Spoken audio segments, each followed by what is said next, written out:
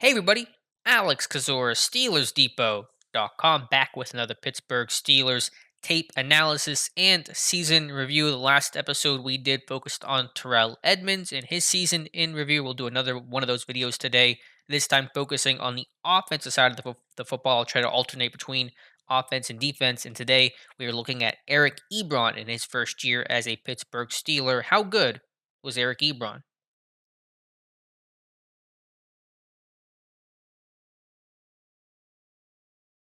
Okay, let's look at some stats to start things off for 2020, his first year with the Pittsburgh Steelers on that 2 year contract. Eric Ebron had 91 targets, 56 receptions, 558 yards, 5 touchdowns, just under a 70% snap count. And one little interesting nugget with Eric Ebron was he joined the 555 club. That is the 50 reception, 500 plus yard, and 5 touchdown club. The only Steelers tight ends in history to be part of that 555 club are Eric Ebron, Heath Miller, who did it twice, Eric Green, and LB Nickel. So Ebron, one of just 4 tight ends in Steelers history to be in that 555 club. Let's start things off with the good of Eric Ebron in his game in 2020. Obviously, Eric Ebron was brought in for two main reasons. One, to be a receiving threat, and specifically a receiving threat in the red zone. This is a great example of that in week 3 on third and goal from the 10 against the Houston Texans. Eric Ebron aligned to the bottom of the screen here against this defensive back and just able to win this with a great release, outside release, and then just a jump ball opportunity, pluck it over the DB's head for the touchdown on third down. Ebron was brought in to be that red zone threat. The Steelers had the worst offense in the red zone in 2019, obviously in large part because of no Ben Roethlisberger, but still, I think adding Ebron was certainly one reason why you saw that red zone offense go from dead last to finish 11th this season. And what I like here, again, just that jump ball mentality, just go ahead, let your guy win it. And specifically, when we look at the end zone view here, is the idea of having late hands as a receiver. As a receiver, you don't want to give that defensive back any sort of clues of when and where that ball's coming until the very last second. And you see Ebron flash those hands at the very last second for a DB who's in trail and is playing the receiver, not playing the football. He's looking at the hands, the eyes, the body language. That will tell you when the ball is going to get there. But if you're Ebron and you're flashing those hands at the last possible second and then high pointing the football, that DB really does not have time to react to you. Ebron does a great job to snag it, jump, catch it at its highest point, and then finish the play, secure the ball through the ground, and record the touchdown on third down. So a good rep here in the red zone, exactly what he was brought in to do, to be able to dominate these smaller DBs and just be that go-to guy where your quarterback just feels like you can throw it up to you, he can throw it up to you, and you can make that play in that 50-50 situation. Here against Washington in week 11, you're going to see Ebron isolated as the X receiver. To the bottom of the screen, you see that becoming more and more popular in today's NFL. Look at the Chiefs, for example. Travis Kelsey has kind of become that X backside receiver that really kind of either forces you to double or single up that guy. In this situation, Washington is playing this two deep zone, basically inverted cover two with the two deep, the safety rotating down. And one of the best routes against cover two is the 7 route or the corner route, that soft spot between the underneath DB and the deep half safety. I think they're inverted on this play. I think that's the quarterback and that's the safety. But regardless, Ebron finds that soft spot running that 7 route, makes a really nice contested catch with the cornerback closing on the play. And Ebron, nice job to adjust and make the play on third down. This is a 3rd and 6, by the way, here, 29-yard line. So you're driving the football. You want to try to finish this off with a touchdown instead of settling for a field goal attempt if you do not convert here. And this was, I believe, the Matthew Wright game as well. So really important to convert here, so you didn't have to rely on your rookie kicker. And nice job here by Ebron on the track, grab the football, be able to survive it to the ground, and move the sticks on third down. So just a simple cover two beater, but Ebron, that X receiver, that big, kind of physically imposing guy that's tough to cover. How do you want to play that as a defense here? And when you have the athletic tight end, you have a different weapon, and it's a first down conversion.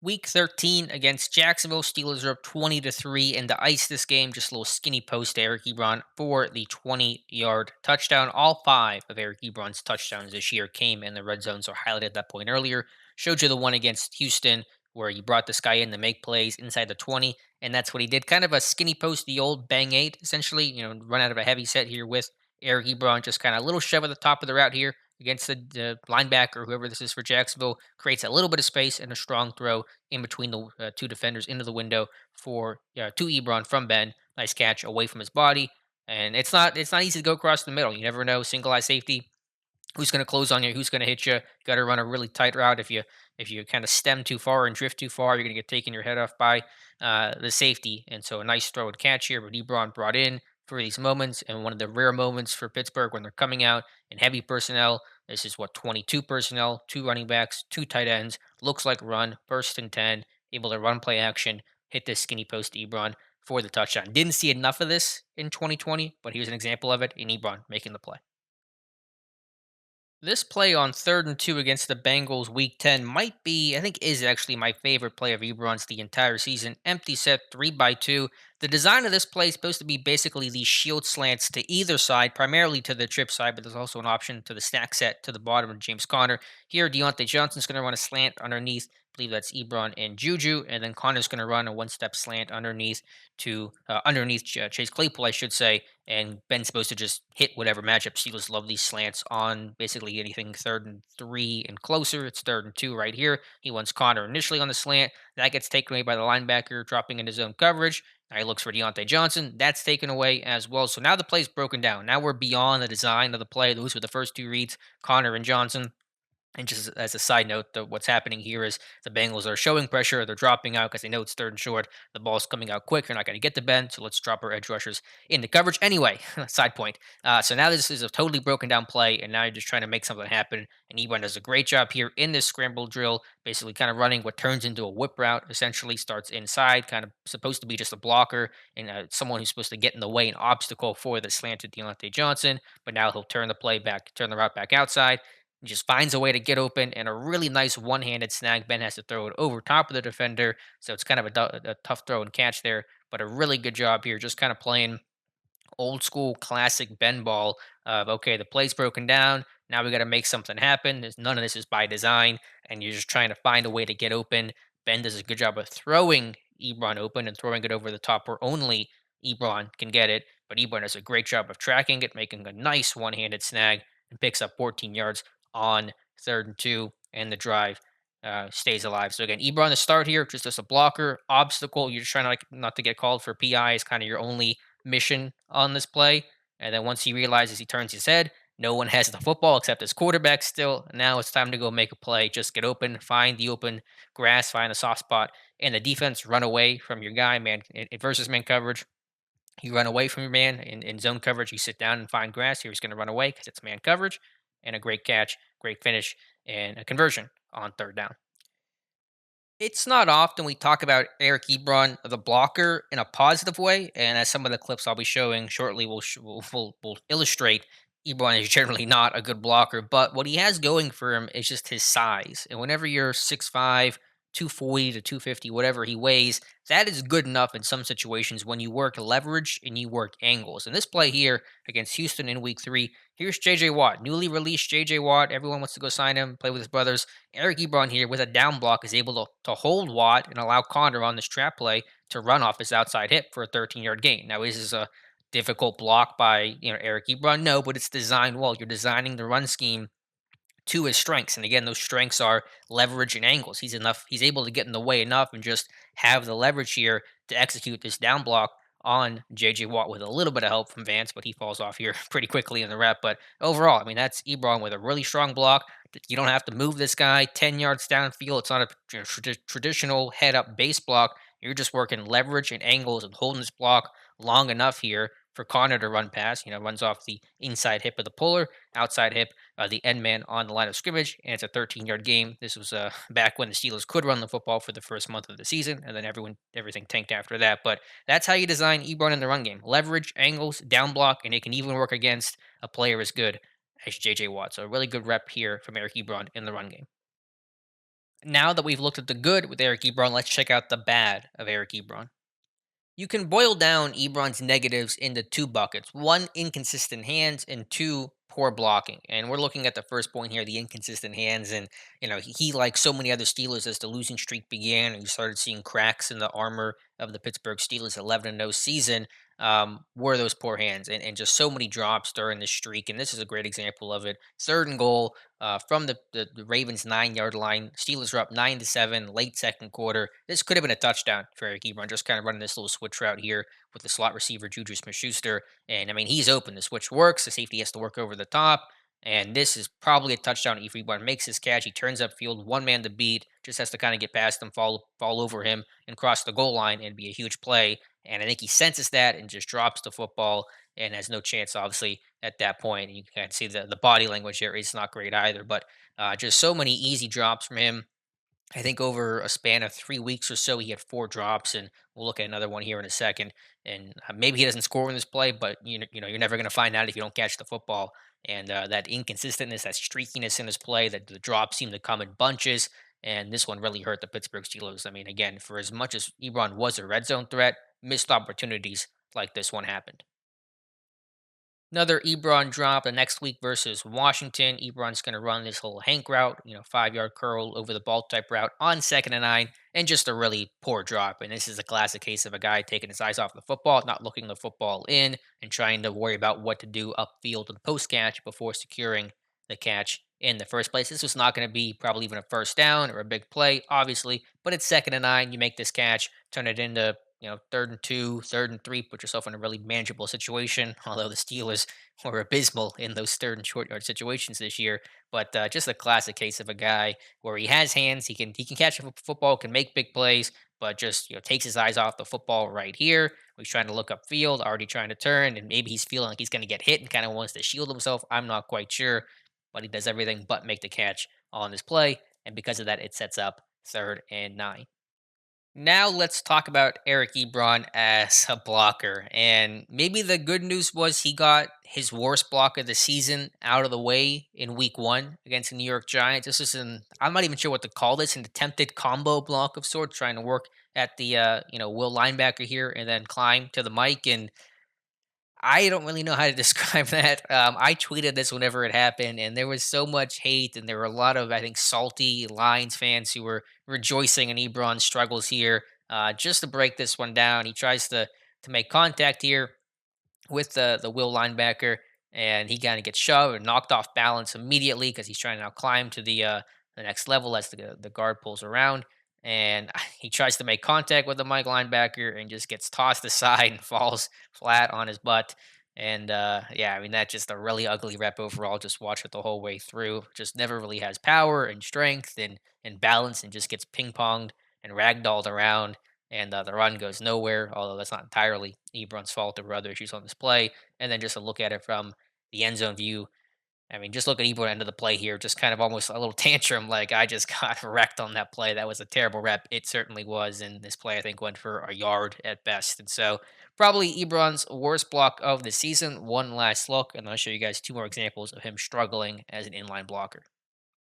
In fairness to Ebron, remember I mentioned earlier in that block with JJ Watt was you have to put Ebron in positions to win as a blocker, understand his weaknesses and find ways to minimize and hide those things. Steelers do not do a good job of that in week two against Denver. Here he's going to base block, head up block, left outside linebacker Bradley Chubb, who's a big dude, really strong, a really talented pass rusher, and he just has no success here. He gets blown back at the point of attack and James Conner gets blown up. It's a loss of one on 3rd and goal, a crucial money down. But this is the issue with Eric Ebron. I mean, you cannot really ask him to base block, whether that's 4-3 defensive ends, which is tough for really any tight end to be fair, or even 3-4 outside linebackers. He's just not strong enough at the point of attack. There's effort. He's trying, but he has no power, no leverage. You see much better posture here from Bradley Chubb. Ebron gets pushed back. Connor gets stopped, and the play goes absolutely nowhere. Look at it from the aerial view. Here is Chubb versus Eric Ebron, and he's trying, but he gets rebuffed really quickly, and Chubb's able to not only push Ebron back, but then disengage and make the tackle on James Conner. I do put some of that on the Steelers for not putting their guy in a position to win, but obviously you're limited with Ebron in terms of your blocking styles and what you can call. And so either you have to take Ebron off the field, eliminate the pass threat that he can be, or you have to scheme it up in a way to hide minimize, which again limits what you can call in some situations. And if you do ask him to base block, he's not going to win very often.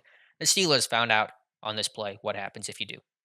Last one to show you guys. This was the four straight failures from the 1 yard line in week 13 against Washington. This comes on fourth and goal. This is a weird play. I'm not even sure to describe what went wrong here. Ebron's going to motion across, and his goal here is just to basically hinge block and just get in the way of Chase Young here, just so he can't crash in from the backside because Villanova was going to down block here on the defensive tackle. And Ebron, two things happen here. Let me run it through first. Either the snap didn't happen at the right time, where they snapped too late, or Ebron, for whatever reason, just motioned over too far. He's going to play inside leverage here on Chase Young so he cannot crash down. Instead, Ebron sets over too far. Chase Youngs now has that gap to the inside of him, crashes down and makes a tackle on Benny Snell. If Young's not there, I think there's a really good chance Snell's able to leap over the pile and get across the goal line for the touchdown. So even if the snap was too late here, Ebron, there's no reason to set to the outside of Chase Young. Just stop right here and just basically just stand there and just get in the way of Young enough, and he's not going to impact the play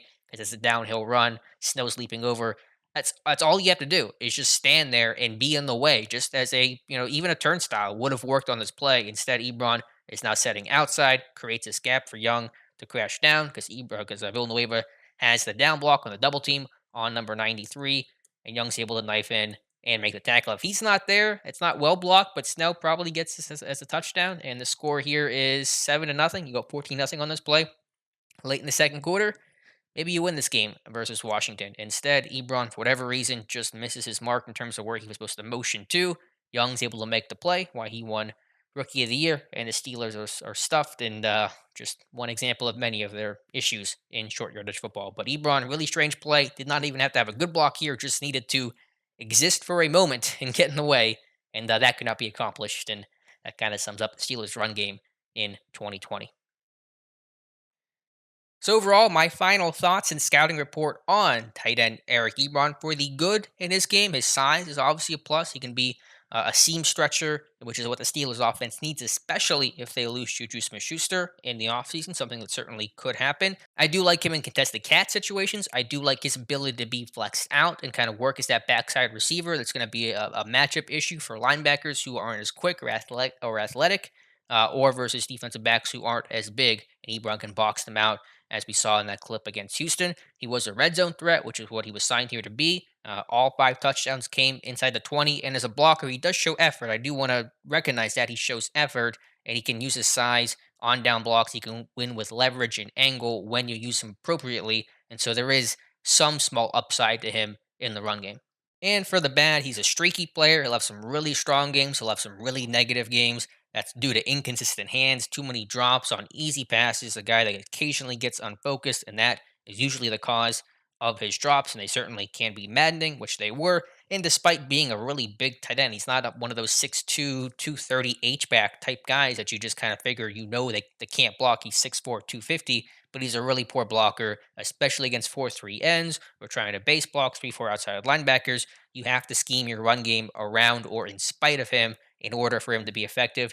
The most passive aggressive comment I can make about Eric Ebron is that I've never seen someone try so hard as he does as a run blocker, but also be as bad as someone that tries as hard as he does. There's effort there. I do give him respect for that. He's trying. He's just really bad at run blocking. So overall, my quick final thoughts on Eric Ebron. He is what you see is what you get player. Nothing he did in 2020 with the Steelers should be a surprise. The positives of the receiving ability, red zone ability to make some kind of wow plays, all that you knew from his Colts and Lions tape, and you knew the bad as well. You knew the hands were inconsistent. He was going to drop some passes. The blocking was going to be basically non-existent in a lot of respects, and so none of that should be a surprise either. Ebron should return for 2021 to be the Steelers starting tight end, especially after Vance McDonald's retirement / they were going to cut him. So let's retire and make things seem a whole lot prettier. And hopefully Pittsburgh does draft another tight end to take over for Ebron, who's entering the final year of his contract. Plus, they just need depth and need to invest in a tight end because they have not drafted a tight end in the top 4 rounds since Matt Spaeth in 2007, a stat that makes me very sad and hopefully changes sometime in April's draft. So those are my final thoughts on Eric Ebron. Let me know what player we should profile next. It'll probably be on the defensive side of the football. Like I said, I will alternate between offense and defense. So tell me what defensive player we should spotlight next in our season in review. Thank you guys so much for watching, and we'll talk to you soon.